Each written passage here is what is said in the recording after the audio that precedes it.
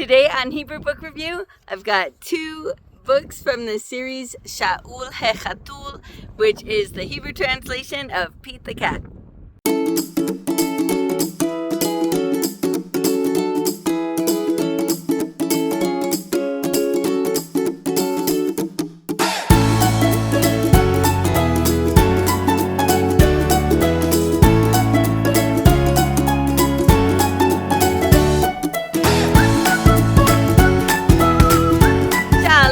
Welcome back to Hebrew Book Review.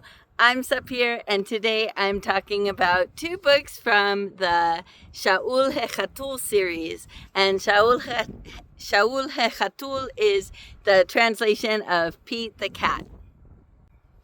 So I have two of these books. One of them is a regular book, and this one is Sha'ul He-chatul v'hashachen He-chadash shemimul. So that is the translation of Pete the Cat and the New Guy. And this one was written by Kimberly and James Dean, who started the series. And the second one is a board book, Sha'ul He-chatul ve'arba'a kaftorim magnivim, which is the translation of Pete the Cat and his 4 groovy buttons. And this one was written by Eric Litwin and illustrated by James Dean. So of course these are translated children's books, storybooks, picture books, intended for Israeli kids to bring the Pete the Cat series to the Israeli audience.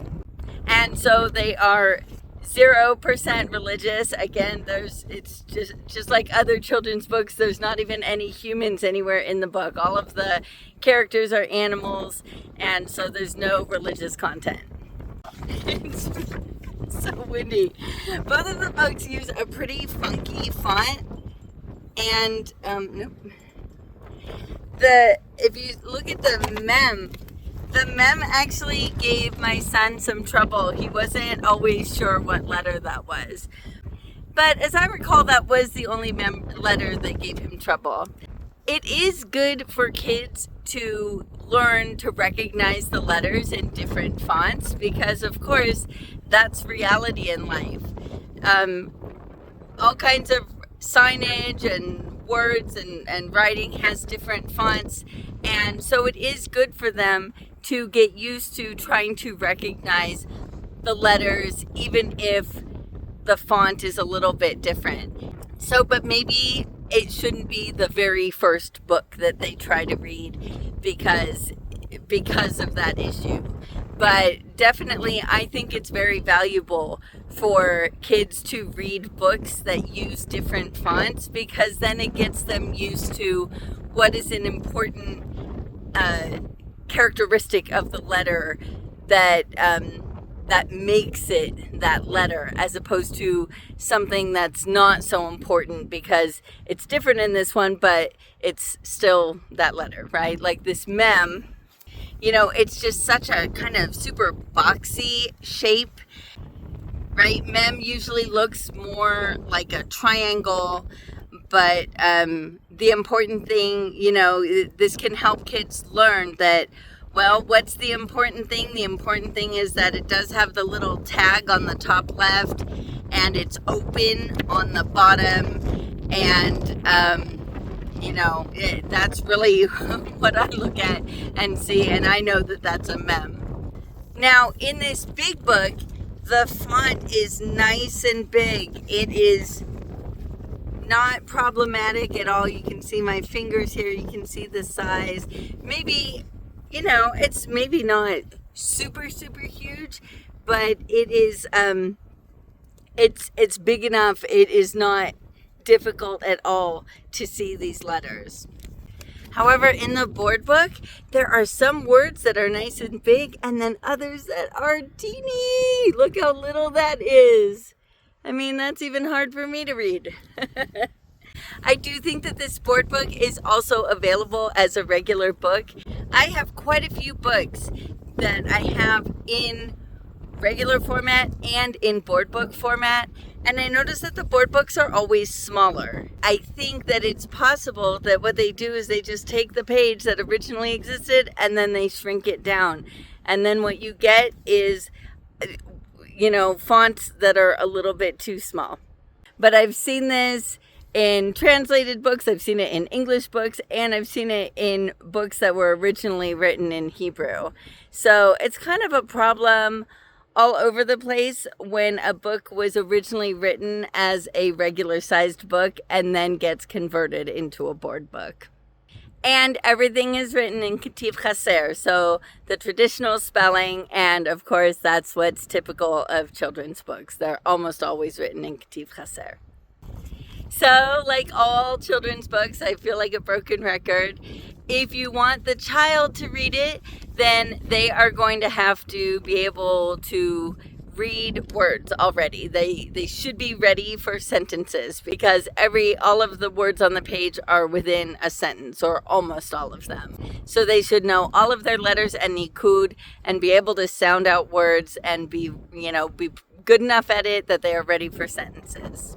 Or the other way to do it is that the parent can read the book to the kid. So if the kid does not read yet, or they're young, or just they don't know Hebrew, then you can just do story time and the parent can read it, and then the parent needs to know all of that stuff, as well as knowing what all of the words mean, because of course the parent is going to guide the kid through the book, and if there's something that the kid doesn't understand, if the kid is just learning Hebrew, or even if you are reading this to a much younger child, and so you're just going to go through it, you want to be able to talk with them about it, not just go through reading the words and then moving on to the next page. You want to be able to go through and talk about it. So the parent needs to understand what's going on in the stories. All right, so this bigger one, Sha'ul He-chatul ve'hashachen hechadash shemimul, the Pete the cat and the new kid, the new guy, whatever.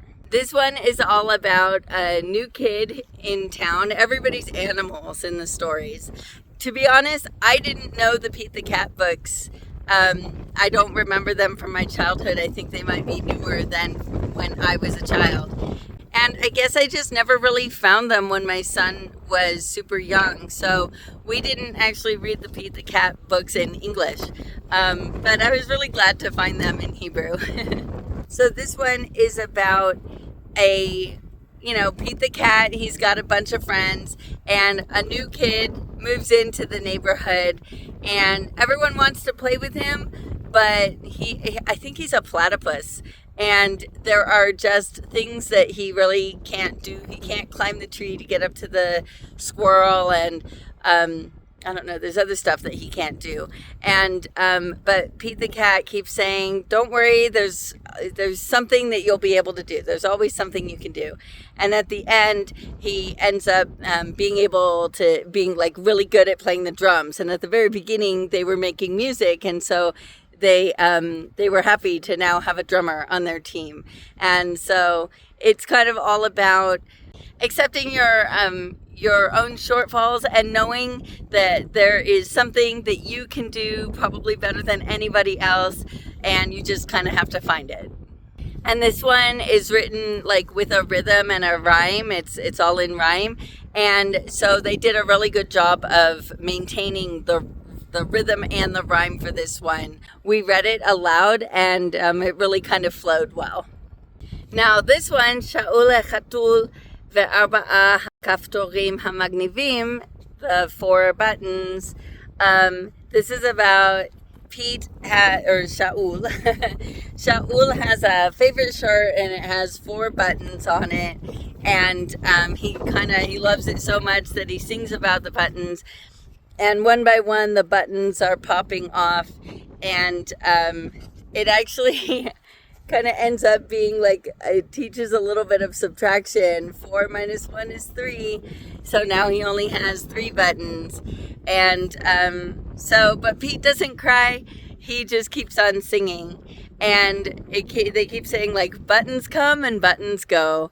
And so it talks a little bit about accepting the fact that sometimes we lose things, or something, a favorite toy might break, or fall apart or whatever. And sometimes it's best to accept it and to keep on singing because, because material things come and material things go. And this one is not really written in rhyme, except for the song that Sha'ul He-chatul sings rhymes with itself, but none of the other sentences rhyme. So we loved the books. They're fun. Look at these colors. I mean, my goodness, the style of drawing is really, really kind of funky. It's just so much fun. They're so bright. If there's a lot going on in the pictures. I mean, not a ton, not overwhelming, but you can talk about the degel in the background, if you know that word, or the mechonit. You can talk about what color everything is. So this one, I mean, my goodness, look at these drawings. I mean, look at that. I love how the friends are. The friend group is really friendly. Nobody's really mean in the books. They have good messages about kind of like the Serenity Prayer, accepting what we can't change and embracing what what our strengths are. And, I love that they managed to really do a great job of keeping the rhythm and the rhyme in the stories. Hebrew translators to me seem a lot better at doing this than in other languages, or at least my son also learns Spanish, and often the books in Spanish are bilingual books, and so they have the Spanish and the English. And so rather than try to maintain the flow and the rhyme, they just translate the English almost word for word. And it often just sounds horrendous in Spanish. But Hebrew, maybe because Hebrew books are written right to left. And so really having a bilingual book is so, so difficult. I do have a couple in English and Hebrew, but they're pretty rare. And what they don't do, most of them do not have the English on the top and then the Hebrew on the bottom. Most of them are English with like a couple of Hebrew words mixed in. And so books like these that are translated, but they're 100% in Hebrew, they're not trying to do a strict translation and keep the exact meaning of whatever was written in English. They really do a good job of making it a book that's fun for a kid to read instead. So the only shortcoming is that it was not written in Hebrew, it was translated. What I do hear a lot from people who speak foreign languages and they're reading a book, they often say, that they can tell that this book was not written in their language, that it was translated, just because the language just does not sound natural. So in these books, the language does sound really natural to me, but I'm not a native speaker. So it's, I'm not the best judge of that. And the only other thing is that it doesn't necessarily help your kid become at all more familiar with Israeli culture or the books that Israeli kids really know and love. I always, whenever I read or whenever I'm reading a book with my son and it's an original Hebrew book, almost always one of his teachers looks at it and says, "Oh, that's a classic." And I love that, because what that means is if my son ends up spending a lot of time in Israel, which I hope he will one day, so I always find it really valuable to read a book that is something that all Israeli kids know, just because it'll help him stand out a little bit less if he spends time there, and he'll understand a few more references. And so because this is an American book, it's not lending itself to that kind of building that familiarity with Israeli literature, Israeli children's literature. All right, so that's these two Sha'ul He-chatul books. I'm sure if you find any other Sha'ul He-chatul book, it will be just as great. I mean, they were so much fun. So much of a book like this is like the main message and the illustrations. And so I'm sure they're all equally amazing. So thanks for watching. If you have any questions or feedback, or if there's a book that you'd like me to review, please leave it in the comments and I will either get back to you or try to find a copy of the book so that I can review it. Hit like if you enjoyed this video and subscribe and hit the notification bell if you want to see more. Lehitraot bapa'am aba'ah. See you next time.